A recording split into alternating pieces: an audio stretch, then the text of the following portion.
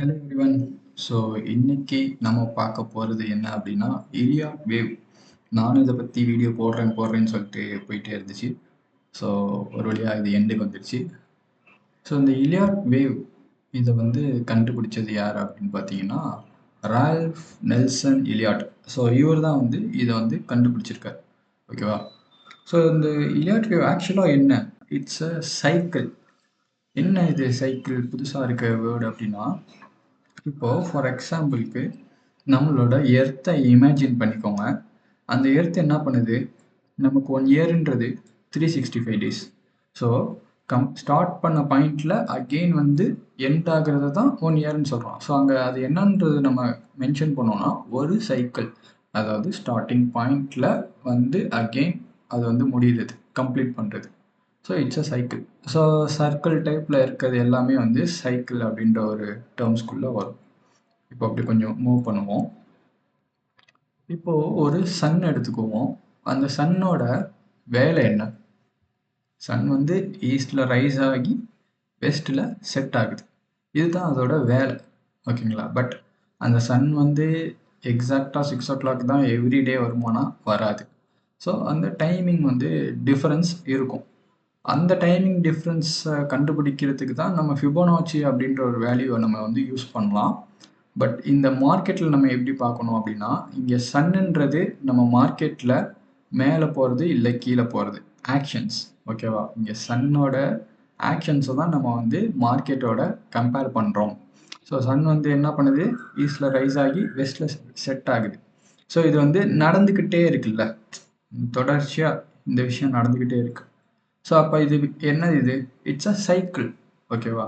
அதோட வேலையை ரிப்பீட்டாக அது பண்ணிக்கிட்டே இருக்கு. It's a cycle. ஓகேங்களா? இப்போ சைக்கிள்ன்ற டேர்ம் இங்கே எப்படி டிஃபைன் ஆகுது அப்படின்ற உங்களுக்கு ஒரு விளக்கம் கிடைச்சிருக்கும். இன்னொரு எக்ஸாம்பிள் பார்ப்போம். அந்த சைக்கிள்ன்ற டேர்ம் இன்னும் கொஞ்சம் உங்களுக்கு ஈஸியாக புரியும். இப்போ இந்த சைக்கிள் பெடலை பாருங்க. ஒரு பெடல் மேலே ஒரு பெடல் கீழே இருக்கு. பட் அது சைக்கிளிங் பண்ணும்போது என்ன ஆகுது? அப்படியே ஆப்போசிட் ரியாக்ட் ஆகிட்டே இருக்கு. அதாவது மேலே இருக்கிறது கீழே வருது, கீழே இருக்கிறது மேலே போகுது. இது அப்படியே நடந்துகிட்டே இருக்கு. அது கம்ப்ளீட் பண்ணுது இல்லை ஒரு ஒரு சர்க்கிள். It's a cycle. ஓகேவா? இன்னொரு எக்ஸாம்பிள் பார்ப்போம். இப்போ நம்ம லைஃப் எடுத்துக்குவோம். நம்ம டெய்லி என்ன பண்ணுறோம்? காலையில் எந்திரிக்கிறோம், சாப்பிட்றோம், வேலைக்கு போகிறோம், திரும்ப சாப்பிடுவோம், அப்புறம் மறுபடியும் தூங்கிடுவோம். அடுத்த நாள் ஆகுது, மறுபடியும் என்ன பண்ணுவோம்? வேக்கப் ஆகுவோம், அப்புறம் சாப்பிடுவோம், மறுபடியும் ஒர்க்குக்கு போவோம், மறுபடியும் தூங்கிடுவோம். இந்த விஷயம் நம்ம வேக்கப் ஆகிற டைம் டிஃபர் ஆகலாம், சாப்பிட்ற டைமு, சாப்பிட்ற ஃபுட்டு டிஃபர் ஆகலாம், நம்ம ஒர்க் பண்ணுறது டிஃப்ரெண்ட் ஒர்க்ஸாக இருக்கலாம். ஆனால் இந்த விஷயம் எல்லாருமே பண்ணிட்டுருக்கோம். நான் 5 மணிக்கு தூங்கலாம், நீங்கள் 6 மணிக்கு தூங்கலாம். நான் 10 மணிக்கு சாப்பிட்லாம், நீங்கள் 7 மணிக்கு சாப்பிட்லாம். பட் அந்த ஆக்ஷன்ஸ் எல்லாமே சேமாக ரிப்பீட் ஆகிக்கிட்டே இருக்கு. ஓகேவா? இதுதான் இங்கே சைக்கிள் அப்படின்றத சொல்கிறோம். இதே தான் மார்க்கெட்லேயும் நடக்குது.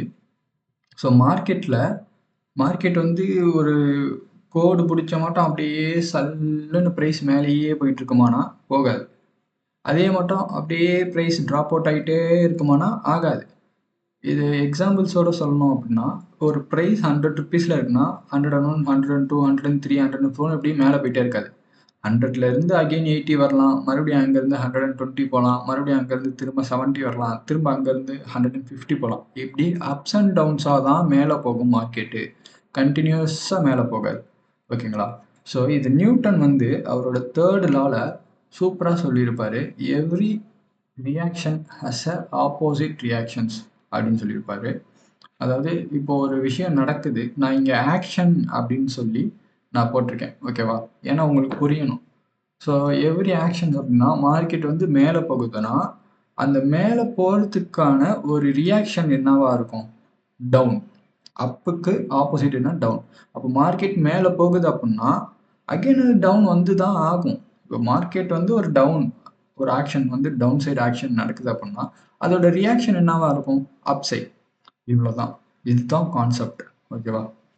இன்னும் கொஞ்சம் டீட்டெயிலாக எக்ஸ்பிளைன் பண்ணுறேன் வாங்க. இப்போ மார்க்கெட் இந்த ப்ரைஸில் இருக்குன்னு நினச்சிக்கோ. ஸோ இதை நம்ம ஒரு கிராஃபாக கன்சிடர் பண்ணலாம்.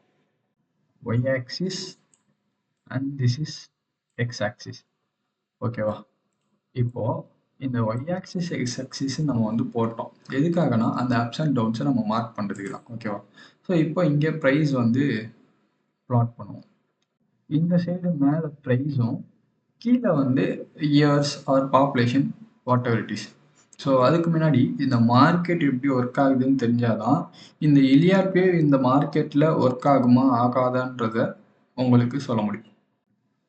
இப்போ ஃபார் எக்ஸாம்பிள் நான் இருக்கேன், நான் தான் ஏ, பர்சன் ஏ. இப்போ எனக்கும் உங்களுக்கும் நடுவில் ஒரு பர்சன் இருக்காரு, அவரு பி.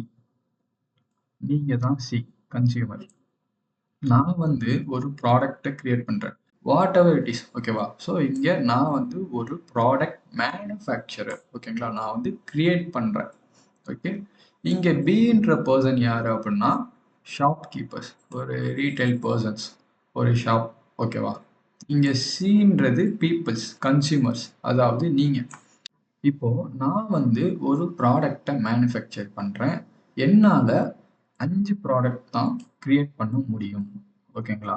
ஸோ இங்கே இருக்க 5 ப்ராடக்ட் டைரெக்டாக இங்கே இருக்க ஷாப் கீப்பருக்கு போயிடும். ஸோ இங்கே பாப்புலேஷன் எவ்வளோ இருக்குது பார்த்தீங்கன்னா, அதாவது நீடு. ஓகேவா? ஸோ இந்த நீடு எப்படி சொல்லுவாங்கன்னா டிமாண்ட். இங்கே மார்க்கெட்டில் டிமாண்ட் அப்படின்னு சொல்லுவாங்க. இந்த நீடு இங்கே வந்து 5 தான் இருக்கு. ஓகேவா? ஸோ அப்போது இங்கே ப்ரைஸ் வந்து நார்மலாக ஒரு 10 ருபீஸ் அப்படின்னு சொல்லிட்டு ப்ரைஸ் அசியூம் பண்ணுறாங்க. ஓகேவா? ஸோ இங்கேருந்து ப்ரைஸ் டிசைடர் ஆகுது உங்களுக்கு. ஓகேவா? ஸோ அந்த டிமாண்ட், அதாவது பாப்புலேஷன், அந்த டிமாண்டும் இங்கே சப்ளை என்கிட்ட வரதும் ஈக்குவலாக இருக்கனால ப்ரைஸில் எந்த ஒரு ஃப்ளக்சுவேஷனும் கிடையாது. இப்போ பாப்புலேஷன் இங்கே இன்க்ரீஸ் ஆகுது, 5ல இருந்து 15க்கு இன்க்ரீஸ் ஆகுது. அப்போது இங்கே டிமாண்ட் அதிகமாகிடுச்சு, பட் என்கிட்ட வர சப்ளை 5லேயே இருக்குது. அப்போ என்ன ஆகும்னா ரேட்டில் ஃப்ளக்சுவேஷன் இன்க்ரீஸ் ஆகும். இப்போ ஏன் ப்ரைஸ் வந்து ஏறுது இறங்குதுன்றது தெரியுதா? இப்போது டிமாண்ட் இன்க்ரீஸ் ஆயிடுச்சு. ஸோ இங்கே ஷாப்கீப்பர் என்ன பண்ணுவார் அப்படின்னா, இவர்கிட்ட 5 ப்ராடக்ட் தான் இருக்குது, பட் 15 பேத்துக்கு தேவைப்படுது. அப்போ 10 ரூபான்னு இருக்க இடத்துல அந்த பொருளோட விலையை 30 ருபீஸ்ன்னு மாற்றுவார். ஓகேவா?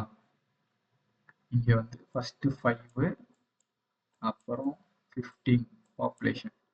நெக்ஸ்ட் பாப்புலேஷன் கம்மி ஆகுது. எவ்வளோ ஆகுது? ஒரு 10க்கு ஆகுதுன்னு வச்சுக்கோ. அப்போது இங்கே இவர் வந்து என்கிட்ட சொல்கிறாரு, பாப்புலேஷன் அதிகமாயிடுச்சு, நீ வந்து சப்ளை இன்க்ரீஸ் பண்ணுன்ற. அப்போ நானும் 15 தான் கொடுக்குறேன். ஆனால் இவர் சொல்லி கொஞ்ச நாளில் நல்லா போயிட்டுருக்கு. பட் கொஞ்ச நாளில் இந்த 15ன்றது அகெயின் 10க்கு மாறிடுச்சு. ஓகேவா? ஸோ அகெயின் வந்து இது என்ன மாறிடுச்சு? 10க்கு மாறிடுச்சு. இப்போது இந்த சினாரியோ நல்லா நோட் பண்ணுங்கள். இங்கே சப்ளை வந்து 15 வந்துக்கிட்டே இருக்குது, ஆனால் கன்சியூமர்ஸ் எவ்வளோ?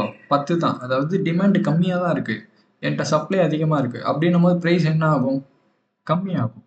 இப்போ 30 ருபீஸ்ன்னு இவர் வந்து ஒரு ப்ரைஸை கோட் பண்ணியிருக்காரு, ஆனால் இப்போ பாப்புலேஷன் கம்மியாயிடுச்சு. அப்போ ப்ரைஸை இவர் கம்மி பண்ணுறாரு. எதுக்கு அப்படின்னா, இப்போது இந்த 15ல் 10 பேர் வாங்கிட்டாங்க, பேலன்ஸ் 5 இருக்கும். ஆனால் அதை விற்று தான் ஆகணும். அதை விற்கணும்னா சேம் ரேட்டுக்கு விற்க முடியுமா? வாங்க மாட்டாங்க. ஸோ ப்ரைஸை கம்மி பண்ணி விற்றா ஸோ எக்ஸ்ட்ரா வாங்கிக்குவாங்க பீப்புள். ஸோ அதுதான் ப்ரைஸ் இங்கே மறுபடியும் கம்மியாகும். ப்ரைஸ் அகெயின் வந்து ஒரு 15 ருபீஸ்க்கு வருது. அகெயின் பாப்புலேஷன் இன்க்ரீஸ் ஆகுது. ஸோ இங்கே வந்து பாப்புலேஷன் 30 ஆகுது. இந்த இடத்துல 30 ஆகுது பாப்புலேஷன். அகெயின் மறுபடியும் என்ன ஆகும்? டிமாண்ட் இன்க்ரீஸ் ஆகுது, சப்ளை 15 தான் இருக்குது. இது எங்கே அஃபெக்ட் ஆகும்? ப்ரைஸில் அஃபெக்ட் ஆகும். அப்போ 15ல் இருக்க ப்ரைஸ் அகெயின் எங்கே போகும்னா 50 ருபீஸுக்கு போயிடும்.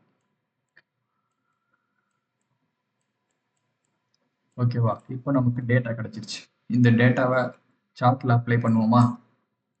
ஸோ சார்ட்டில் அப்ளை பண்ணோன்னா 5, 10, 15 இப்படி கிராஜுவலாக இன்க்ரீஸ் ஆகுதுன்னு வச்சுப்போம். இது வந்து பாப்புலேஷன். நமக்கு இது பெருசாக தேவையே இல்லை. ஓகேவா? இது பாப்புலேஷன். இப்போ நமக்கு ப்ரைஸோட டிஃப்ளெக்ஷன் தான் நமக்கு தேவை. ப்ரைஸை வந்து ஜஸ்ட் நம்ம மார்க் பண்ணிக்குவோம். 10, 20, 10 10ஆக போட்டுக்குவோம்.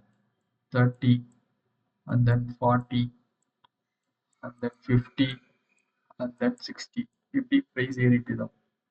ஸோ ப்ரைஸ் வந்து நமக்கு ஸ்டார்டிங் ப்ரைஸ் எவ்வளோ 10 ருபீஸ். ஓகேவா? ஸோ ப்ரைஸ் வந்து இங்கே ஸ்டார்ட் ஆகுது. அண்ட் தென் அடுத்து எங்கே போகுது? 30க்கு போகுது. 30 எங்கே இருக்குது? இங்கே இருக்குது. ஸோ அப்படியே 30க்கு இன்க்ரீஸ் ஆகுது. ஓகேவா? இப்போ இது முடிஞ்சிருச்சு. அகைன் மறுபடியும் ப்ரைஸ் என்ன ஆகுது? ட்ராப் அவுட் ஆகுது. எங்கே ஆகுது? 15. 15 எங்கே இருக்குது? இந்த ரேஞ்சில் இருக்குது. ஸோ அங்கேருந்து மறுபடியும் 15க்கு ட்ராப் அவுட் ஆகுது. அகைன் ப்ரைஸ் என்ன ஆகுது? 50க்கு இன்க்ரீஸ் ஆகுது. புரியுதுங்களா? ஸோ இங்கேருந்து ப்ரைஸ் 50 எங்கே இருக்குது? இங்கே இருக்குது. ஸோ இங்கேருந்து அப்படியே 50க்கு இன்க்ரீஸ் ஆகுது. இப்போ அகைன் மறுபடியும் பாப்புலேஷன் கம்மியாகுது, சப்ளை அதிகமாக இருக்கும், ப்ரைஸ் வந்து குறையும். ஒரு 40 ருபீஸ்க்கு ஆகுதுன்னு வச்சுக்குவோம். ஓகேவா? ஸோ மறுபடியும் ப்ரைஸ் 40க்கு வருது. அண்ட் தென் மறுபடியும் பாப்புலேஷன் இன்க்ரீஸ் ஆகுது, டிமாண்ட் இன்க்ரீஸ் ஆகுது. ஸோ டிமாண்ட் இன்க்ரீஸ் ஆகுது இந்த சென்ஸ் என்ன ஆகும்? ப்ரைஸ் இன்க்ரீஸ் ஆகும். Price will go to 80. ஓகேவா? ஸோ 80னா ஸோ இங்கேருந்து மறுபடியும் இப்படி மேலே போகும். இப்போ இங்க 0 பாயிண்ட்லேருந்து மேலே போயிட்டு அகைன் கீழே வந்திருக்குல்ல, அதாவது இங்கேருந்து இது மேலே போனது அகைன் அங்கேருந்து கீழே வந்திருக்கு. இதுதான் என்னன்னு சொல்லுவோம்னா ஒரு ரியாக்ஷன், அதாவது ஒரு சைக்கிள். ஒரு மார்க்கெட்டு நியூட்டன்ஸ் தேர்ட் லால என்ன பார்த்தோம்? Every action has a opposite reaction. So அது இங்கே பார்த்தோம்னா இங்கேருந்து மேலே போயிருக்கு, அண்ட் தென் அங்கேருந்து கீழே வந்திருக்கு. ஸோ இது ஒரு ஆக்ஷன் கம்ப்ளீட்டட். ஸோ அந்த ஆக்ஷன் மேலே போயிட்டு கீழே வந்துருச்சு. ப்ரோ அது கரெக்டாக அந்த 0 பாயிண்ட்டுக்கு வரணுமே அப்படின்னா இங்கே தியரி அப்படி கிடையாது, ஜஸ்ட் அண்டர்ஸ்டாண்டிங். ஓகேவா? 0 ஆகக்கூடாது. ஓகேவா? ஸோ இப்படி மேலே போயிட்டு கீழே வந்ததை நம்ம என்னன்னு சொல்லுவோம்னா ஒரு சைக்கிள் அப்படின்ட்டு இந்த இலியாட் வேவ்ல சொல்லுவோம். இப்போ அந்த சைக்கிள்னு நம்ம பார்த்தோம் தெரியுமா? சன்னு, ஒரு ஹியூமனோட லைஃபு, இல்லை எர்த்தாக இருக்கட்டும், இல்லை ஒரு சைக்கிள் பெடலாக இருக்கட்டும். ஸோ எதுவாக இருந்தாலும் ஒரு சைக்கிள்னு நம்ம ஒன்று பார்த்தோம் தெரியுமா? எவ்ரி ஆக்ஷன் வந்து ரிப்பீட் ஆகிட்டே இருக்குன்னு. அந்த ஆக்ஷன் தான் இங்கேருந்து மார்க்கெட் மேலே போச்சுன்னா திரும்ப கீழே வரும், கீழே போச்சுன்னா என்ன ஆகும்? திரும்ப மேலே போகும். ஸோ இதுதான், இப்படி தான் ப்ரைஸ் ஏறுது இறங்குது. மார்க்கெட் சப்ளை அண்ட் டிமாண்டுக்கு தான் ப்ரைஸ் ஏறுது இறங்குது. நல்லா புரிஞ்சுதா உங்களுக்கு? இப்போ இந்த ஏறுறது இறங்குறதுல நம்ம ஒரு சைக்கிளை கண்டுபிடிச்சிட்டோம். இதை வச்சு மார்க்கெட் எப்படி போகும் அப்படின்றது தான் இந்த இலியாட் வேவ்.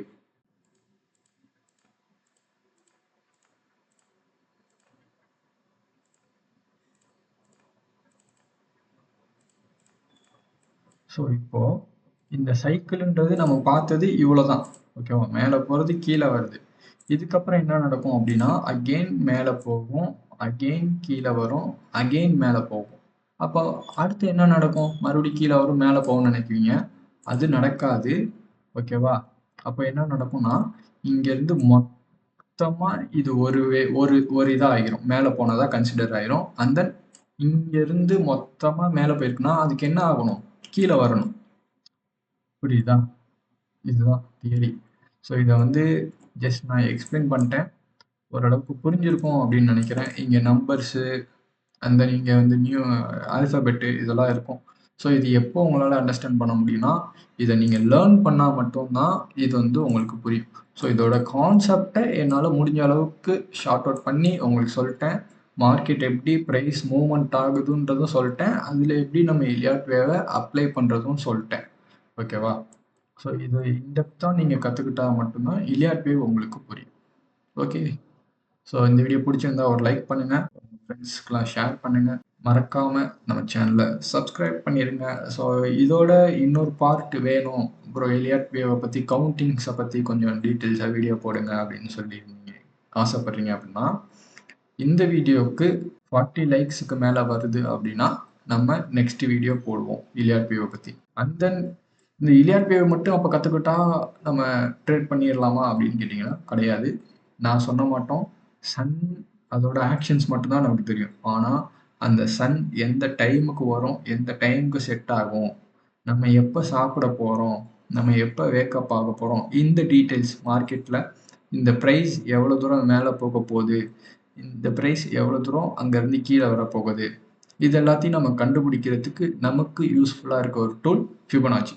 ஸோ அதை பற்றி ஒரு வீடியோ வேணும் அப்படின்னா கமெண்ட் செக்ஷனில் கமெண்ட் பண்ணுங்கள். Okay guys, see you.